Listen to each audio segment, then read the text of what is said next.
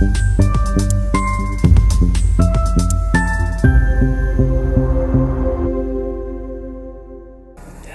संविधानामुळे मला माणूस म्हणून जगण्याची आणि विधानसभेचा सदस्य होण्याचा अधिकार मिळाला।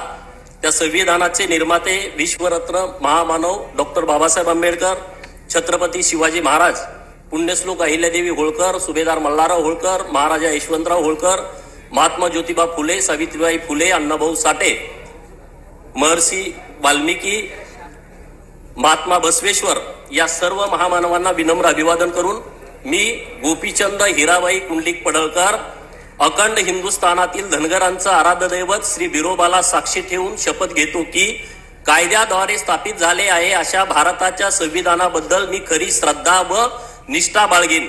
भारताची सार्वभौमत्वता व एकात्मता उन्नत राखीन आणि आता जे कर्तव्य मी हाती घेणार आहे ते निष्ठापूर्वक पार पाडीन। जय भीम, जय मल्हार, जय भारत। बाळू मामाच्या नावानं सांग भलं।